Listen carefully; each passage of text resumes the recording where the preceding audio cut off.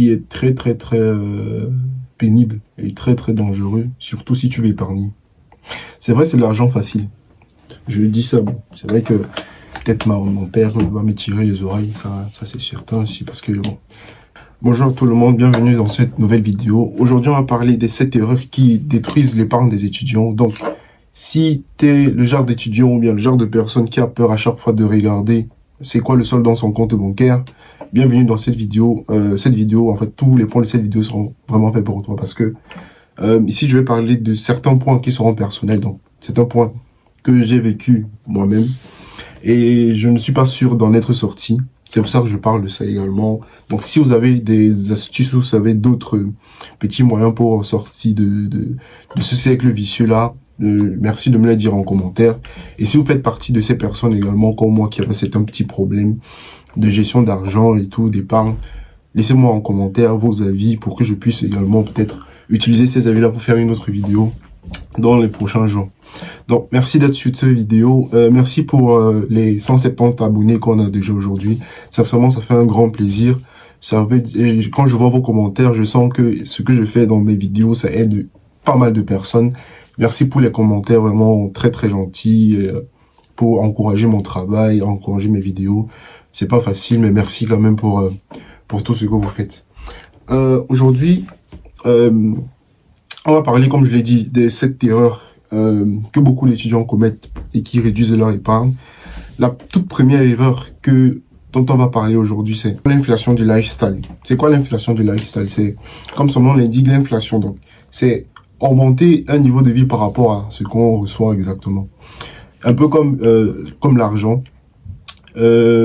C'est que chaque année, ou bien chaque 3 ans, il y a ce qu'on appelle l'inflation qui se passe au niveau des devises, au niveau de l'impact monétaire qu'on a sur l'achat de certains objets. Par exemple, une voiture un achat alimentaire qui pouvait coûter 300 € pour, 100 kg, maintenant coûte 300 €, mais juste pour 50 kg. C'est ça qu'on appelle l'inflation. C'est la même chose qui se passe avec certains étudiants. Bon, moi, en fait, pour remettre tout dans le contexte, quand je parle des étudiants, je me mets aussi, je suis compris dans ces étudiants, donc, parce que ça arrive vraiment à beaucoup de personnes, à part à ceux qui ont eu vraiment un cours de gestion d'épargne, gestion monétaire quand ils étaient petits. C'est vraiment un truc qui est très rare. Je pense pas que dans les écoles secondaires, parce qu'on parle beaucoup d'argent, on parle beaucoup d'épargne, et ce sera vraiment un cours très important. Parce que je parle vraiment de l'inflation, c'est vraiment essayer de vivre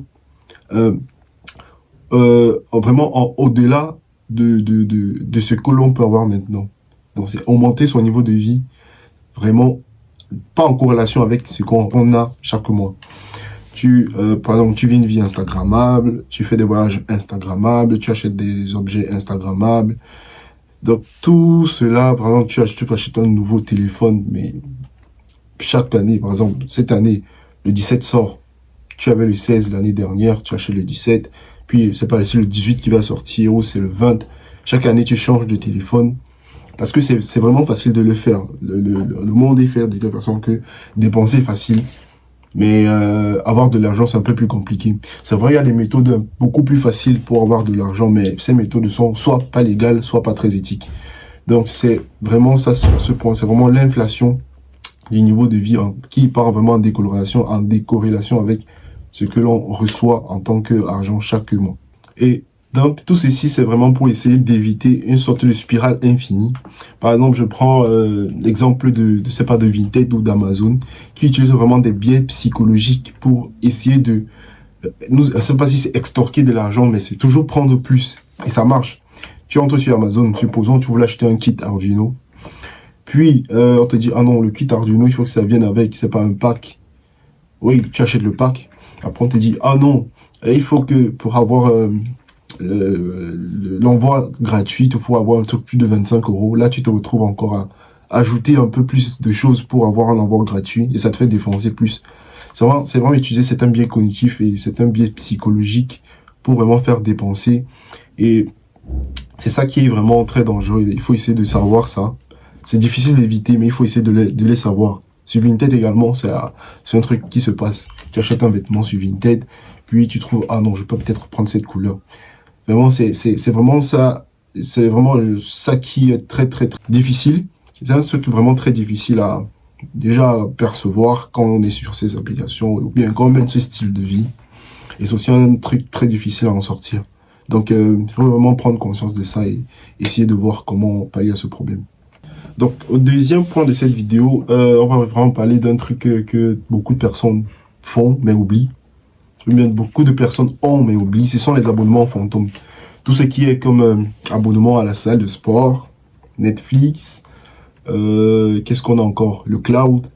Des fois, c'est 1 euro, 1,50 €. Mais le problème, c'est que lorsqu'ils sont tous sommés ensemble, c'est vraiment une somme d'argent qui sort du compte qui peut tourner entre les 40 et les 85 €. Bon, par rapport à ce que j'ai essayé de chercher. Donc, c'est vraiment peut-être prendre un abonnement, c'est pas Spotify, ou prendre un abonnement à la salle de sport, mais tu n'y vas jamais. Tu prends un abonnement Spotify. Bon, Spotify est un peu beaucoup plus utilisé parce que on sort beaucoup, on a besoin de musique. Ça sera vraiment bon. Moi, j'ai pas d'abonnement Spotify à clairement parler, mais je reste toujours dans mon gratuit. C'est vrai, ça lance les sons aléatoirement et tu peux pas faire beaucoup de choses. Mais bon, c'est pas. On va éviter de faire sortir beaucoup d'argent pour rien. Donc, il y a aussi un type d'abonnement qu'on ne parle pas beaucoup, mais qui existe. Ce sont les abonnements des sites de rencontres parce que bon, tu te retrouves dans les sites de rencontres et beaucoup de sites de rencontres ont de nos jours des abonnements. Je pense que, ouais, il y en a qui en ont des abonnements. Donc, des fois, pour avoir plus de visibilité, c'est la même chose qui se passe avec peut-être Vinted aussi, où tu vas avoir la visibilité sur le bon coin. Quand tu vas avoir plus de visibilité, tu payes un abonnement ou bien tu payes un truc semestriel, trimestriel, par mois ou par semaine. Et puis, bah, tu as une bonne visibilité. Des fois, ces abonnements également sont souvent oubliés parce que des fois, quand je sais pas si tu te mets en couple ou bien si tu en as marre, tu supprimes l'application, mais tu oublies que tu as un abonnement à payer. Et cela revient également aussi chaque mois. C'est vraiment les petits trucs comme ça. Par exemple, un autre point également, tu peux prendre un rendez-vous chez un médecin. Par exemple, c'est vraiment une erreur que moi j'avais faite et qui m'était revenue à la gueule. J'ai pris un rendez-vous chez un médecin. Et puis, j'avais complètement oublié. En fait, j'avais plus ressenti le mal. Du coup, j'ai raté le rendez-vous. Donc, je suis plus allé au rendez-vous. Et puis, quelques mois après, je me suis retrouvé avec une facture de presque 60-50 € à payer. Parce qu'il y avait des petits ajouts qui s'étaient ajoutés parce que j'avais perdu du temps. Je ne m'étais même pas rendu compte. Du coup, j'ai reçu un appel de l'huissier pour que je paye. Et ça, c'est vraiment ça. Vraiment les petits trucs fantômes qu'on a et qu'on oublie. Ça, il faut vraiment faire attention parce que c'est vraiment un gros piège financier pour nous, les étudiants.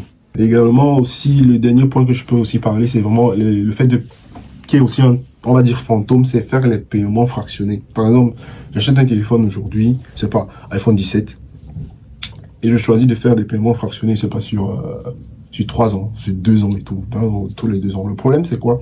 C'est que moi, personnellement, je n'aime pas sur les paiements fractionnés, c'est vraiment étaler le problème sur la durée. J'aime vraiment quand j'ai un problème, je résous le problème directement, à un temps précis, direct. Et je sais que ok, le problème, il est carré, fini.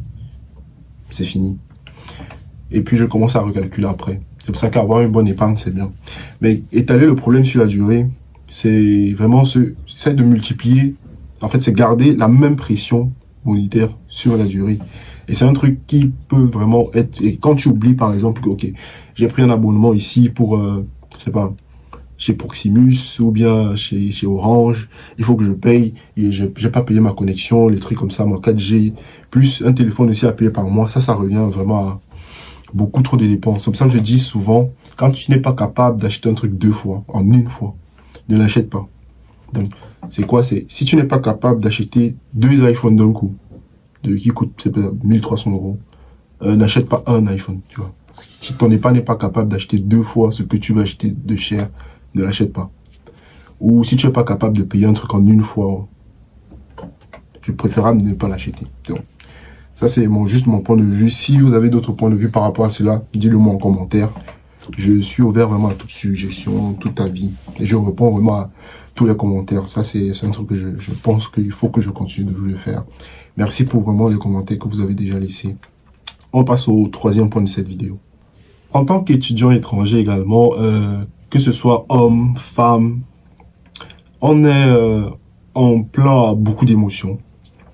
C'est pas seulement les femmes qui ont des émotions. Hein. On est ouvert à beaucoup d'émotions. Ça peut être après les examens, il y a certaines émotions qui arrivent. Avant les examens, il y a certaines émotions qui arrivent. Quand tu, sais pas, quand c'est pas tu es amoureux, il y a les émotions qui arrivent. Quand tu n'es pas amoureux, il y a aussi des émotions. Quand tu es en colère, il y a une émotion. Quand tu es stressé, il y a une émotion. Et souvent, ces émotions-là sont souvent compensées par des achats impulsifs. Et beaucoup, beaucoup de grandes sociétés, beaucoup d'entreprises utilisent vraiment les émotions qu'on a pour nous faire dépenser. C'est pour ça qu'il y a dans certaines périodes de l'année, il y a beaucoup de réductions. Souvent, les réductions un peu falsifiées. Donc, il faut faire souvent attention à ça. Parce que souvent, la réduction de 50% sur la réduction d'un truc qui coûte 1200 euros, c'est bien. Mais c'est quand même 600 euros. Donc, ce que je veux dire, c'est quoi? C'est que des fois, quand tu es stressé, tu dépenses. Quand tu es triste, tu dépenses. Quand tu as une solitude, tu commandes. C'est vraiment ça qu'il faut essayer de contrôler. Contrôler vraiment ces émotions. Parce que à partir du moment où tu sais contrôler certaines émotions, tu sais contrôler également ton porte-monnaie. Moi, ça m'arrivait souvent, surtout pour les étudiants qui sont encore à l'école. Parce que je sais qu'il y a des étudiants qui sont plus à l'école. Bon, qui ne vont plus à l'école. C'est que souvent, quand on terminait avec les examens, c'est à cette période-là que je ressentais vraiment un sentiment de bon, ok, il me faut dépenser. C'est pas pour essayer d'oublier. Et après les examens, tu te retrouves par exemple à faire un achat d'un truc de 200 euros, 300 euros comme ça qui partent comme ça. Et ça fait que tes économies que tu as fait sur 2 mois, ou ce que tu pourrais acheter autre part, tu le dépenses vite. Parce que tu veux oublier, par exemple, comment est-ce que les examens sont passés. Peut-être si ça s'est bien passé, tu veux te récompenser un peu. Si ça s'est mal passé, tu veux essayer d'oublier. Donc, c'est vraiment ces sortes de sentiments-là qui font souvent faire dépenser les étudiants de façon un peu énorme. Et il faut souvent apprendre à essayer à les contrôler. Moi, je ne vais pas dire que je suis un master dans le contrôlement des émotions. Moi, ça m'arrive. Hein. C'est vraiment un truc qui m'arrive aussi beaucoup. Donc, je vais juste essayer de faire ouvrir les yeux un peu par rapport à ça et savoir vraiment donner le nom mettre un nom sur ce qui se passe quand tu ne peux même pas faire une grande épargne. Le quatrième point de cette vidéo, ce sera sur avoir un budget clair. Vraiment, quand tu es étudiant et que tu n'as aucun budget clair, c'est-à-dire tu ne sais pas qu'est-ce qui rentre dans mon compte, combien rentre dans mon compte, en fait, tu ne sais pas savoir. Souvent, c'est ça qui fait que quand tu n'as pas une bonne épargne, tu as souvent peur à partir du moment où tu as peur de regarder qu'est-ce qu'il y a dans mon compte, sache qu'il y a un problème déjà. C'est vraiment, sache qu'il y a un problème. Donc, tu ne sais pas savoir combien il y a dans ton compte, qu'est-ce qui sort de ton compte par mois ou bien par semaine, je sais pas, par an. Et tu ne sais pas dire combien est-ce que tu épargnes. Combien, parce que il faut se prendre souvent le terme que épargner, en fait, c'est se payer soi-même. Vraiment, épargner, c'est se payer soi-même en tant qu'étudiant. Et c'est vraiment un truc qu'il faut savoir faire parce que quand tu sais épargner, tu sais aussi anticiper beaucoup de problèmes. Et ce qui est bien avec l'épargne, c'est quoi? Ce qui est aussi difficile avec l'épargne, et ce qu'il faut savoir avec l'épargne, c'est que pour savoir bien épargner, il faut avoir des objectifs. Par exemple, je ne vais pas juste épargner parce que en épargnant, je vais devenir millionnaire. Je pense pas qu'il y a quelqu'un, je ne sais pas encore, mais je pense pas qu'il y ait quelqu'un qui, juste en épargnant avec un salaire, est devenu millionnaire. Donc, c'est-à-dire, chaque mois j'ai une entrée d'argent, je garde une partie, puis je deviens millionnaire.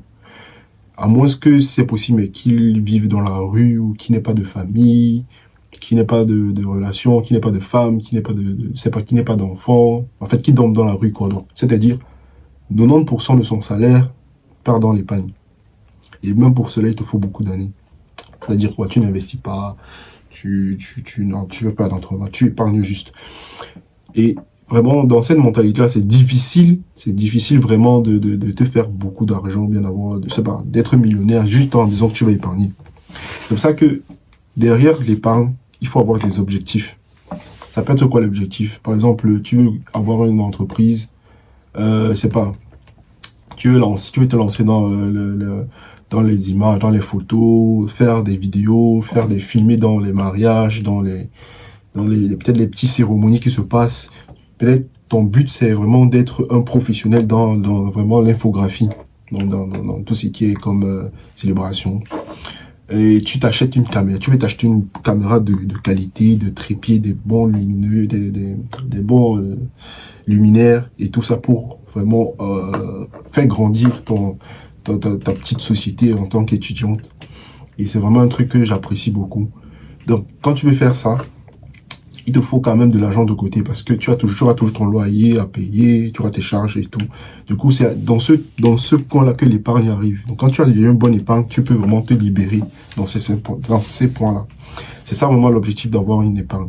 Et c'est pour ça qu'il faut avoir des objectifs pour savoir épargner, pour être un très bon épargneur et savoir très bien épargner. On peut encore parler de quoi? Par exemple, si tu veux investir, c'est pas investir dans un projet que tu as eu, c'est pas au bled, ou bien dans un projet ici en Europe, c'est pas investir dans le projet d'un de tes amis également. Avoir aussi une solide épargne peut te permettre de faire ça. Si tu souhaites avoir ton permis, ce qui est une très bonne chose, avoir une bonne épargne te permet également d'avoir de faire ton permis parce que ça coûte très cher.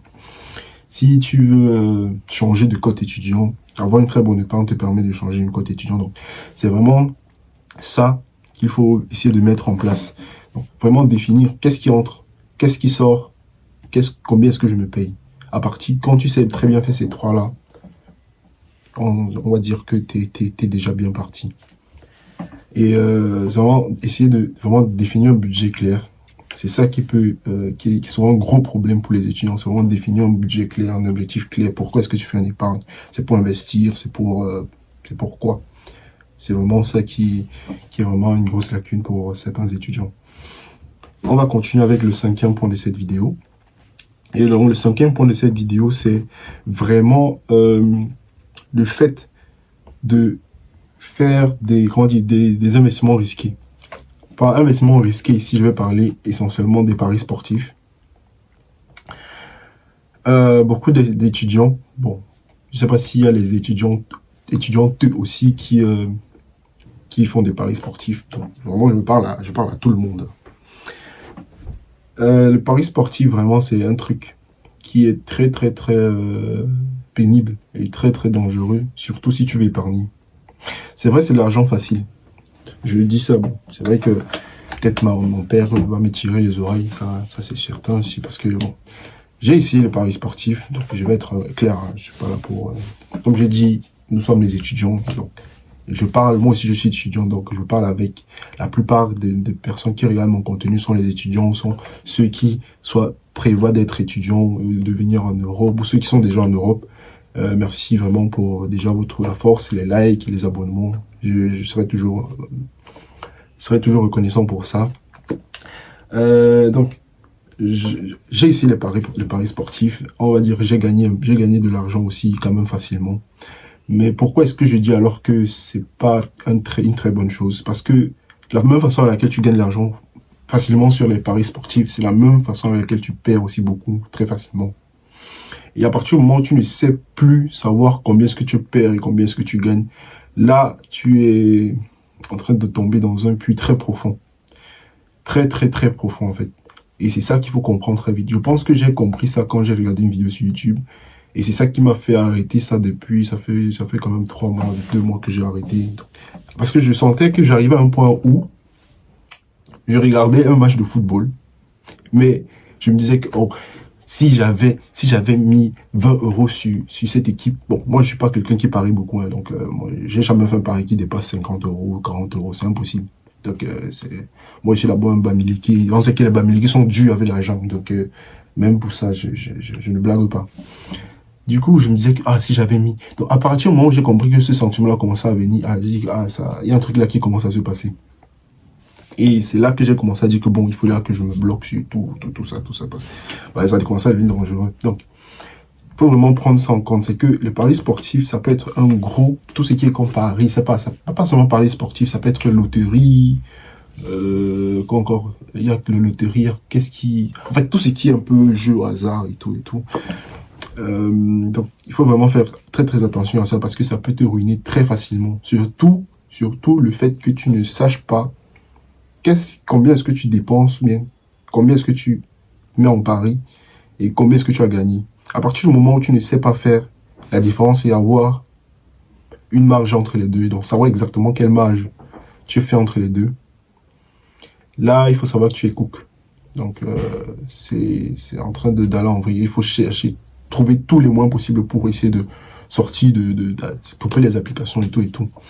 Vraiment, comment dire, j'avais commencé ça parce que bon, j'étais dans une période où je cherchais, bon, comment est-ce que je vais faire pour fructifier mon épargne et tout. Mais après, je suis tombé sur des moyens un peu plus, on va dire, plus sains pour fructifier son épargne. Et c'est peut-être un moyen que je trouve, je pourrais peut-être parler dans cette vidéo parce que j'ai beaucoup d'idées, de vidéos à faire et tout. J'ai aussi beaucoup de façons peut-être d'améliorer aussi certains concepts de mes vidéos. Et je pense que dans un futur proche, tout cela sera accessible et tout.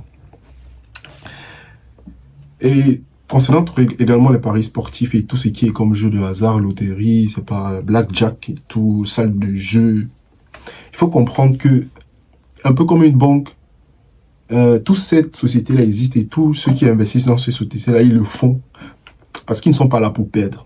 C'est difficile que vous voyez peut-être un truc de paris sportif qui dit que, ou bien un truc de jeu qui dit que bon, on va fermer parce que bah aujourd'hui on ne gagne pas beaucoup. Ils sont toujours là pour gagner. Et ils utilisent beaucoup de biais psychologiques pour gagner. C'est pas comme un jeu de la rue, on va te dire qu'on va te faire gagner 2-3 fois et puis bon, c'est bien. Non, c'est juste que ils utilisent le fait que tu perdes et que tu cherches à te récupérer pour te faire perdre encore plus.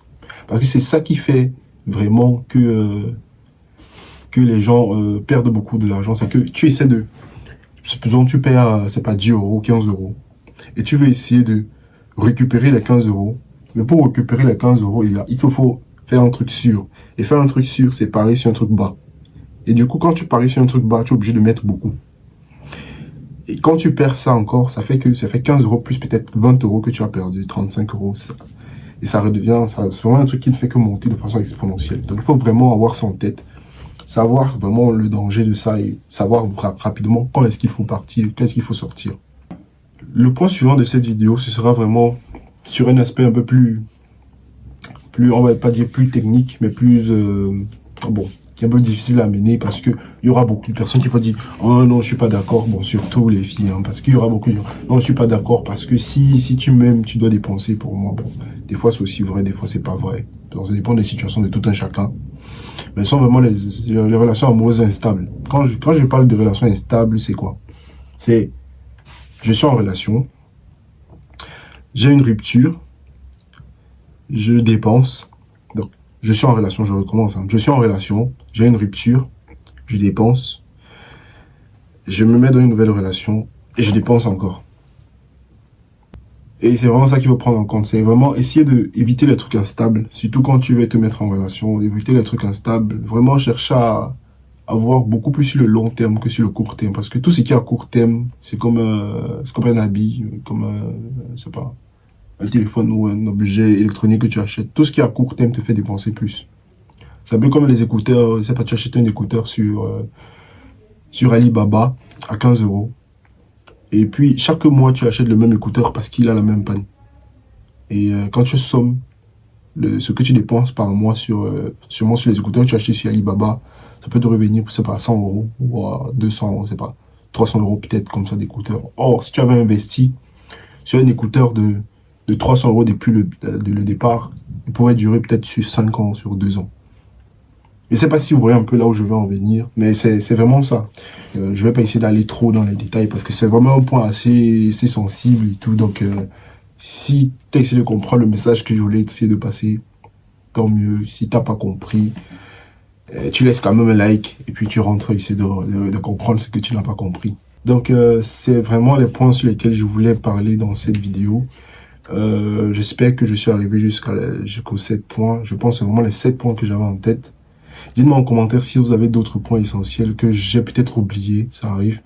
Mais je pense que c'est vraiment tout ce que j'avais à dire et les points que j'avais à faire, à savoir dans cette vidéo. Qu'est-ce qu'on pourra dire pour finir? C'est que si tu es étudiant et que tu es apte, par exemple, peu importe ton salaire, et que tu es apte à gérer 500 euros, lorsque tu auras 5000 euros, ce sera un truc très, très easy pour toi, quoi. Donc vraiment, il faut apprendre dès maintenant à savoir gérer son argent, savoir épargner, savoir combien tu dépenses, savoir qu'est-ce qui rentre dans mon compte, comment augmenter ce qui rentre dans mon compte, comment augmenter également mon épargne.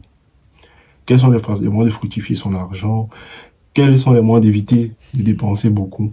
Donc, ce sont les petits trucs qu'il faut savoir. Peut-être qu'il y aura des vidéos pour ça. Mais bien sûr, quand même, je pense, oui. Et faites-le moi savoir en commentaire s'il y a d'autres peut-être points d'ombre ou des trucs que vous voudrez qu'on parle encore un peu plus. Je serai là pour répondre. Donc, merci pour votre attention. C'était Petit-Fils.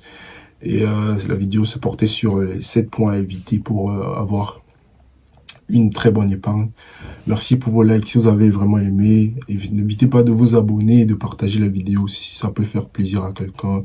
Merci pour tous ceux qui se sont déjà abonnés. On se voit une prochaine fois. Bye.